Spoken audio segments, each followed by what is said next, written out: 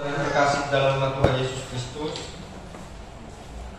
firman Tuhan pada Minggu 5 Januari 2025 ini atau minggu pertama dalam tahun baru tertulis di dalam Yeremia pasal yang ke-31 ayat 10 sampai dengan ayat yang ke-14.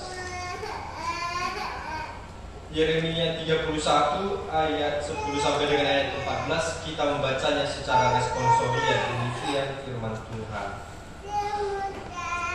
Dengarlah firman Tuhan, hai bangsa-bangsa, beritahukanlah itu di tanah-tanah pesisir yang jauh. Katakanlah, Dia yang telah menyerahkan Israel akan mengumpulkannya kembali dan menjaga seperti gembala terhadap kawanan berbagi. Sebab Tuhan telah membebaskan Yakub, telah menebusnya dari tangan orang yang lebih kuat daripadanya. Mereka akan datang bersorak-sorak di atas bukit Sion. Muka mereka akan berseri-seri karena kebajikan Tuhan, karena gandum, anggur, dan minyak, karena anak-anak kambing domba dan lembu sapi. Hidup mereka akan seperti taman yang diairi baik-baik. Mereka tidak akan kembali lagi merana. Pada waktu itu anak-anak dada akan bersukaria menari beramai-ramai, orang-orang muda dan orang-orang tua akan bergembira.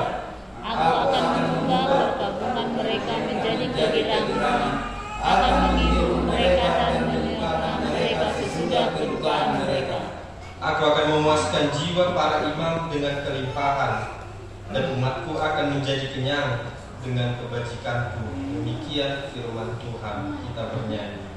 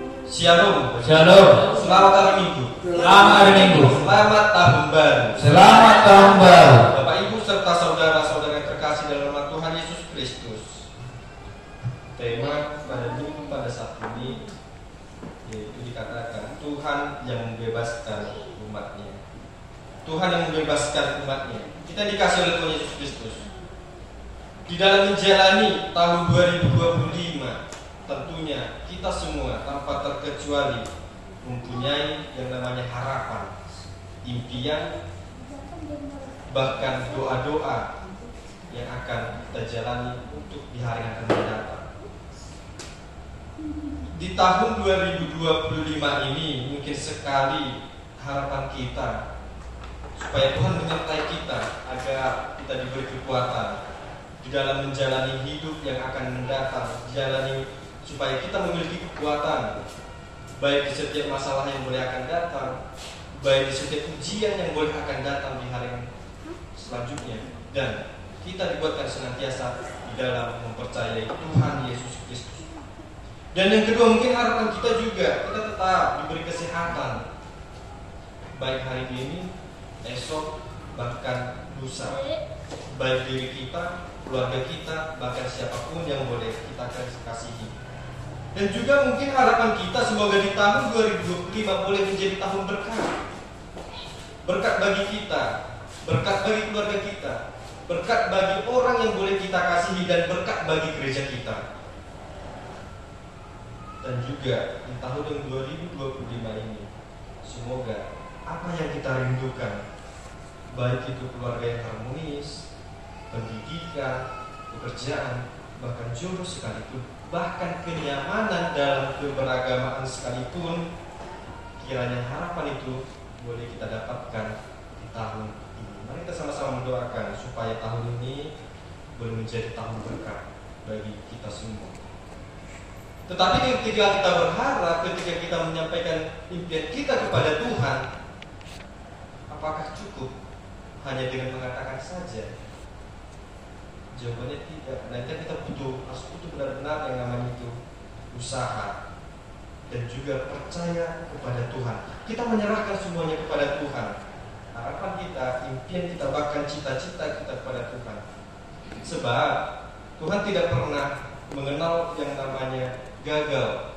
Tuhan tidak pernah mengenal yang namanya lalai di dalam membantu umat kepercayaannya. Tuhan mendengar setiap doa-doa kita. Tuhan mendengar setiap harapan kita. Masa dan waktu tidak pernah terlambat bagi kita yang meminta di dalam doa.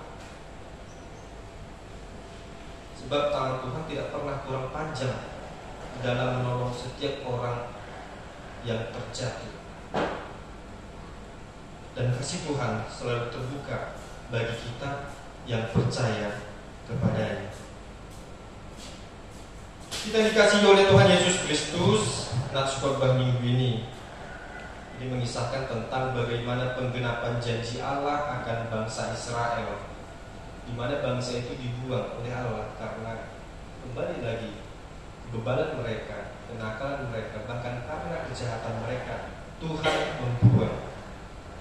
Tetapi melalui pada saat ini Tuhan menggenapi janjinya melalui Nabi Yeremia, supaya bangsa ini boleh Nabi itu gembalai, supaya bangsa Israel, Nabi Yeremia boleh keluar daripada dosa yang mereka cintai, dan melalui Nabi Yeremia supaya bangsa ini boleh kembali ke dalam jalan Tuhan, agar janji Tuhan tetap berjalan dan dinyatakan terhadap umat pilihannya, sehingga Allah mengangkat bangsa Israel dari keterpurukannya. Demikian juga kita berharap kepada Tuhan, kita meminta kepada Tuhan supaya masa kita ini Tuhan boleh angkat dari yang terendah, Tuhan boleh angkat kita menjadi yang tertinggi. Mungkin di harapan kita di tahun-tahun yang lalu, semoga tahun ini menjadi tahun baik, tahun yang akan datang lagi tahun yang baik, dan tahun yang akan mendatang lagi menjadi tahun yang baik. Tetapi jikalau kita memang tidak ada perubahan, apakah itu dapat dikatakan yang baik? Maka sia-sialah harapan kita. Nah, tetapi melalui firman Tuhan pada saat ini, Allah menjanjikan kepada bangsa Israel beberapa masa yang sangat bahagia untuk bangsa ini. Memang dahulu untuk bangsa Israel, tetapi sekarang untuk setiap umat Tuhan yang percaya kepadanya. Yang pertama yaitu masa sukacita. Kalau kita melihat perjalanan bangsa Israel, sangat banyak masa-masa yang duka cita, sangat banyak masa-masa kesedihan yang boleh bangsa itu alami. Tetapi karena kasih Tuhan, Tuhan boleh mengangkat mereka dari keterpurukan, sehingga mereka boleh memainkan rebanannya. Akan kasih Tuhan mereka boleh bersorak-sorai, akan kasih Tuhan mereka menari-nari, karena Tuhan telah mengangkat derajat mereka. Dan yang kedua, masa yang sering kita lewati, masa yang akan kita lewati, yaitu masa damai sejahtera. Bohong namanya jikalau satupun manusia tidak menginginkan yang namanya sejahtera dalam hidupnya. Belum ada saya mendengar satupun orang yang menginginkan kesengsaraan dalam hidupnya. Masih belum saya mendengarkan. Nah, artinya di situ setiap orang, sangat banyak orang menginginkan damai itu tetap ada di dalam hatinya, damai itu ada di dalam keluarganya, damai itu berada di dalam pekerjaannya, bahkan dimanapun dia berada. Kita menginginkan yang namanya kedamaian. Nah, di dalam pasal yang ke-31 ini dibuktikan ketika bangsa Israel tidak memiliki apa-apa dalam perjalanan mereka, tetapi Tuhan berikan mereka bukit di Samaria, satu perbukitan di Samaria, supaya mereka boleh mengolahnya. Di tanah di perbukitan boleh kita kenal sangat banyak itu yang namanya berbatuan. Tetapi ketika Tuhan boleh memberkati bangsa ini, tanah itu menjadikan tanah yang sangat subur. Bahkan juga pada saat ini, sehingga bangsa Israel menanam tanaman dan membuat kebun anggur, karena pada masa itu anggur sangat mahal harganya, sehingga cukup dalam membutuhi kehidupan mereka. Bahkan di perbukitan tersebut pun Mereka memelihara kambing domba dan lembu dan sapi dan ternak lainnya, supaya ketika mereka mengembalakannya, mereka mendapatkan hasil yang baik daripada Tuhan. Nah, itulah janji Tuhan, memberikan kesejahteraan dalam hidup mereka. Juga dengan kita, kesejahteraan itu sudah ada pada kita sebenarnya. Ketika kita meyakini Tuhan Yesus dalam hidup kita, kita sudah damai dalam keberagamaan.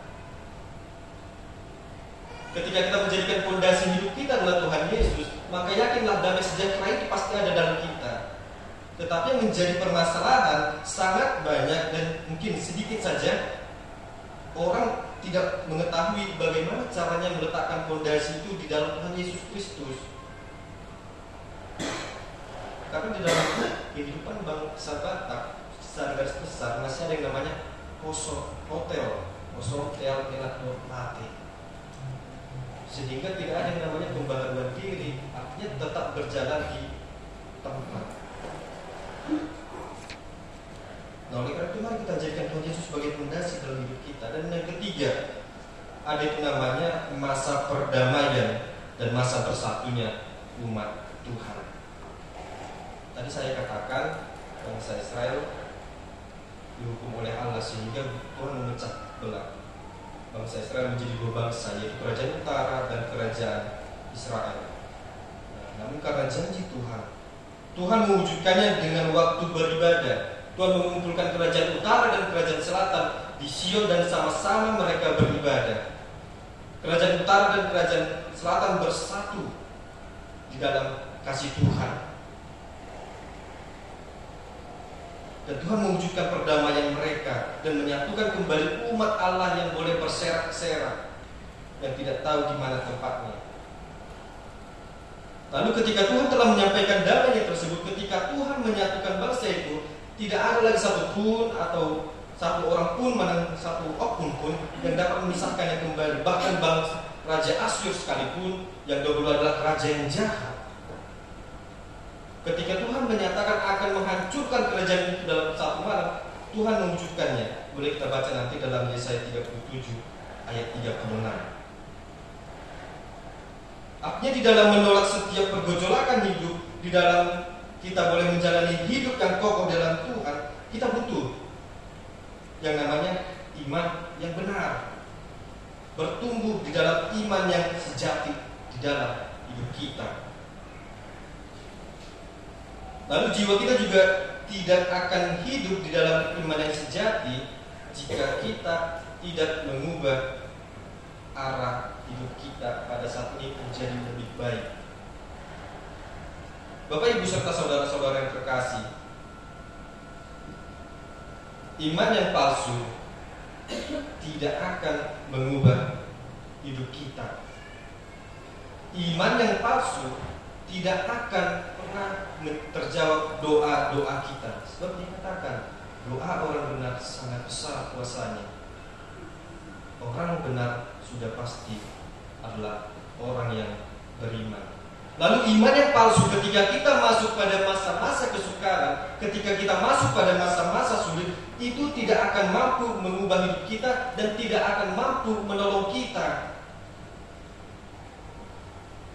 Tetapi iman yang sejati adalah iman yang mampu menerima dan menghadirkan kasih Allah di dalam diri kita, di dalam keluarga kita, bahkan di dalam orang-orang yang di sekitar kita. Hal ini sama seperti Tuhan Allah yang menggenapi janjinya akan penebusan dosa manusia melalui kelahiran Tuhan Yesus Kristus. Ketika Tuhan Yesus Kristus lahir, damai itu, terang itu sudah ada. Yesus mengambil rupa manusia, menyetarakan diri seperti manusia, tetapi tidak berdosa. Lalu dia melayani selama kurang lebih 3,5 tahun untuk memperlengkapi pengetahuan manusia, untuk membenahi iman manusia. Dan pada masanya Tuhan Yesus mati di kayu salib untuk menebus dosa manusia. Itu adalah bukti daripada Tuhan menepati janjinya di dalam diri kita. Oleh karena itu Bapak Ibu serta saudara-saudara yang terkasih, kita perlu yang namanya iman yang sejati, yaitu iman yang menyelamatkan di dalam Yesus Kristus. Mungkin tumbuh satu pertanyaan, bagaimana cara iman itu dapat tumbuh dan berkembang dalam hidup kita. Roma 10 ayat 17 dikatakan, iman timbul dari pendengaran akan firman Tuhan. Lalu muncul lagi satu pertanyaan, ketika orang yang tidak saya sukai memberitakan firman Tuhan, bagaimana iman saya dapat bertumbuh? Saya boleh mendapat satu cerita dari orang-orang luar sana, dari gereja-gereja memang yang menyatakan ketika saya mendengarkan firman Tuhan dibawakan oleh pendeta yang saya sukai, saya merasa masuk begitu khotbahnya. Tetapi begitu ada pelayan yang lain berkhotbah, saya tidak suka dengan dia, aku jadi benci firman Tuhan itu. Nah, yang ingin kita pelajari pada saat ini, ketika pemberitaan firman Tuhan bukan orang yang kita pandang, tetapi firman yang dinyatakan. Memang berat kita mendengar daripada perkataan yang orang kita benci, sangat berat. Saya pernah mengalaminya, tapi saya ingin mengubah hal tersebut. Nah, yang ingin saya katakan, apa sih tujuan kita datang ke gereja? Apa sih yang ingin kita lihat dalam kita beribadah? Para penatua kah? Tikat kah? Pendeta kah? Atau teman-teman kita? Tapi ingin saya katakan, ketika kita menyatakan diri kita ingin rindu beribadah pada Tuhan, yang ingin kita lihat yaitu kehadiran Tuhan Yesus Kristus dalam diri kita. Yang ingin kita rindukan yaitu adalah pemberitaan firman Tuhan melalui hamba-Nya. Memang setiap orang adalah orang berdosa atau tidak layak, tetapi melalui firman Tuhan pada saat ini, mari kita ubah pola pikir kita. Sekalipun kita dibenci, sekalipun kita tidak disukai, yang namanya pemberitaan firman Tuhan haruslah kita jalani. Sebab melalui hal tersebut iman kita boleh bertumbuh.